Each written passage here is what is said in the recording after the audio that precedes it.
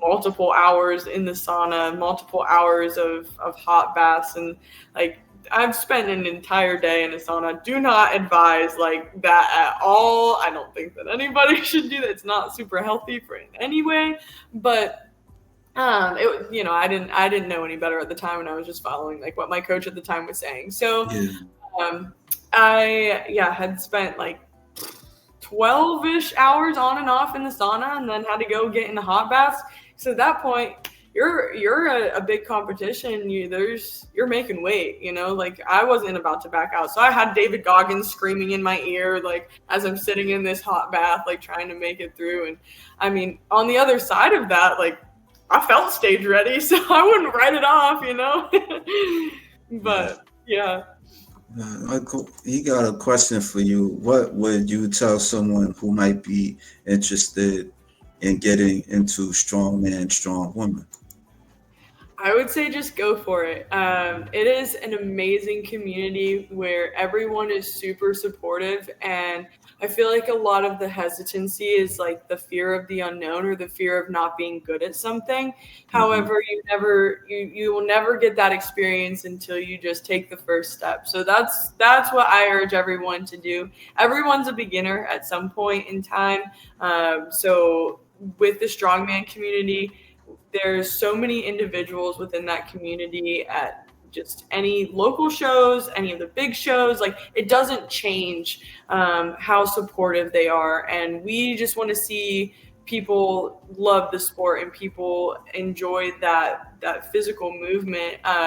So I would say my biggest piece of advice is to just start. Just find your groove, find your group, and get going, because no one got into strongman by sitting and thinking about it, right? Like we Yeah. all at one point took a step. So yeah, that would be my biggest piece of advice.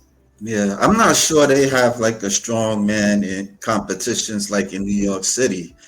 So I don't know. Like, is there like a site that you can check, like to see, like where they have shows or something that you can go to or something like that?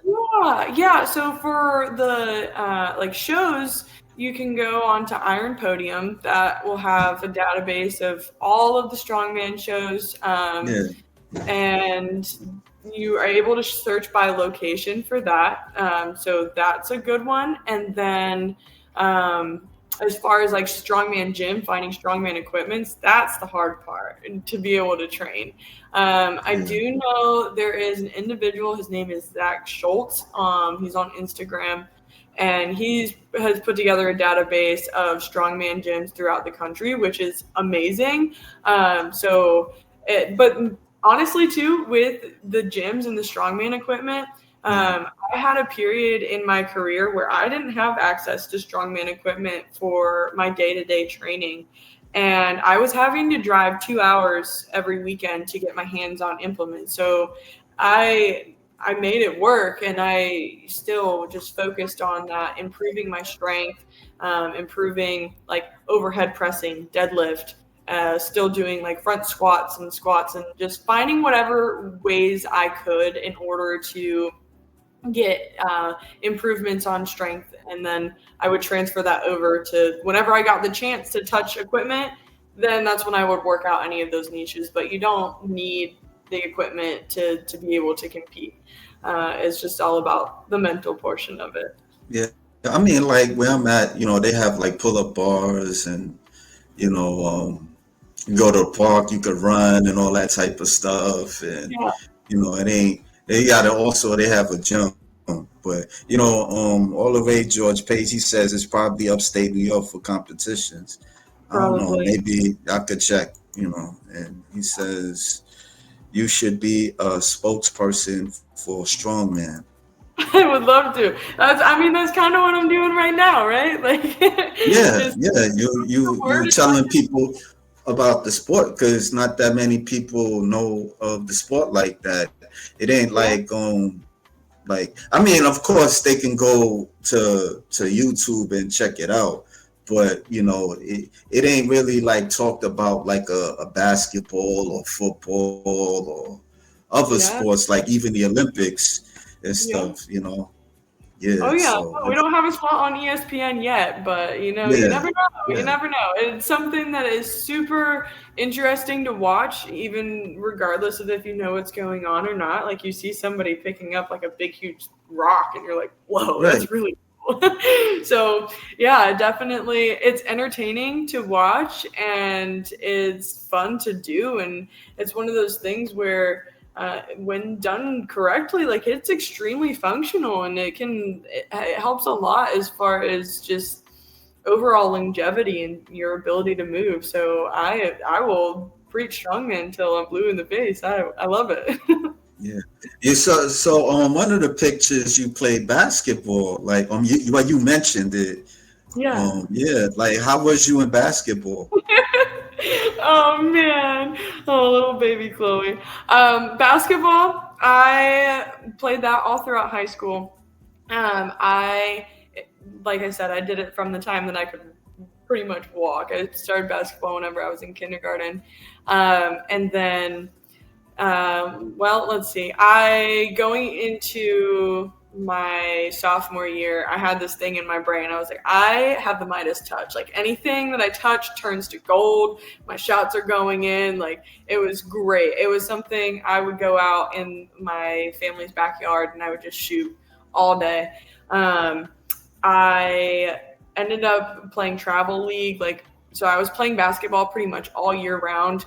I played post because I was still super strong and I could jump whenever I was younger. I had hops like crazy. I don't know where the heck that came from.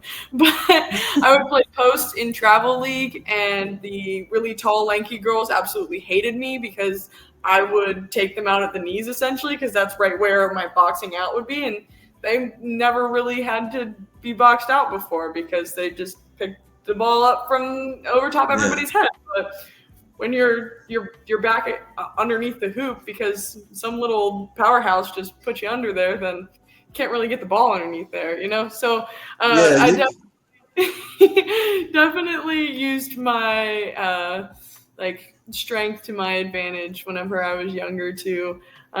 So I loved basketball so much, and then I just had this calling to join the Navy instead of going to college for basketball. So that's what I did. yeah. Like I know, like the post, you have to. It ain't so much of the height; it's just so much of like where you position to box people out. So, Hmm. yeah. Yeah. What position you play? In my school league, I played a shooting guard to a point guard. It just all Oh, depended okay. on the year that it was throughout high school. I played all around the court really. So my senior year I ended up being the point guard, and that by far was like the most fun year that I had of just being able to have that direction amongst the court and picking up on the like game and how it was just like playing chess and you just had to think of the next move forward, like what is this person thinking of, like what are they going to do next and how can I read that and do the opposite. So that to me made playing defense a lot of fun as well. It was just being able, especially with people's dribbling patterns, is just like kind of study that and then get in there and get the steals and um, yeah, just be able to read it like a book at a certain point. So You yeah. watch WNBA at times or NBA? Yeah, I love watching basketball. I still go and I play one on one occasionally whenever I can grab my friends and convince them to do so. So, I yeah, basketball has never left my heart at all. So I will play at any chance that I can get, and I definitely still watch the NBA, WNBA. Whenever I can, whenever it's on. I don't own a TV, so I don't seek it out. But if I'm, You hanging don't out own a at TV? no, I don't. Oh, wow. I You have got a some lot. good discipline. Yeah, I mean, I like to hang out with myself and my dog, and if I'm bored, I read a book or I meditate or I go outside. I am a very big spokesperson for living life outside of the screens, TVs included. I what started that was I heard on a podcast one time that people spend like a whole week out of a year or something like that just finding something to watch, like just thinking about what to watch. And I was like, oh heck no, like that's too much time. Like imagine what I could do with that time. So I just took that off of Yeah.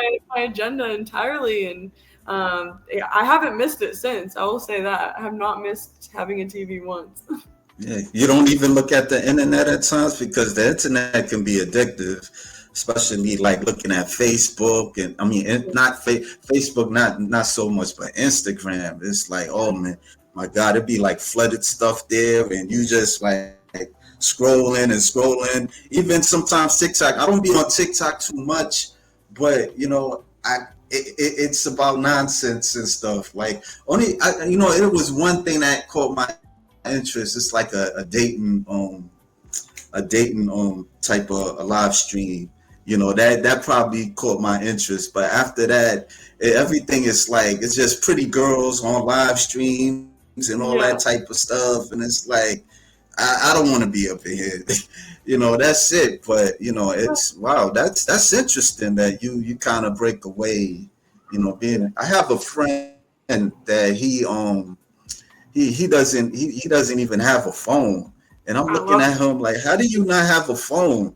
Because it's crazy because the phone it's like, especially like if you're trying to apply for a job, it's important for you to have a phone and all that type of Yeah. stuff. But he's an actor, and you know he, and he struggles from jobs to jobs and stuff. But I don't know. He's all right though. He does all right. He kind of he was like in a short film that he was in, and he's a good actor. Yeah. So Yeah, no, and I mean, ultimately my goal is to be able to have my people so they can do things on the phone and then I can just be me, right? yeah, But yeah, I mean, it's very true. Like social media it's literally set up to spark these parts in our brains to have that addictive dopamine kicks. Like that's what it is. So having the understanding of like, okay, well, that's all the algorithm is. That's all social media is. And I do just being so young and being involved in society as anybody would. Like I have some struggles with that myself. Just having for me, I have the social media blockers on my phone, so I can only spend X amount of time before it alerts me. So that way, I never get sucked into that. And yeah, now having those blockers, like anytime I'm scrolling through social media, like to me, it's just I look at it as like an energetic exchange. And if I am spending, like, I have so much more places to put my energy. And as somebody that I see myself as a creator, I want my energy to be as most Chloe as I can. Like, I don't want to pollute that with any outside, external things. So, that's kind of the way that I view that. I do give myself some time to just sit and like let my brain reprieve a little bit and just watch something for the enjoyment. So like I'll take myself to the movies or like I'll allow myself to sit and scroll through TikTok or whatever for X amount of time. But I try not to let myself get absorbed with that. So I take frequent breaks off of having my social media. Like I just came off of not having my Instagram for like a month or so. yeah, And to me, like I don't miss it. I consistently get in this pool of like I have so much to say and so much to share with the human race, with society, that then I start getting pulled to get back onto social media, just because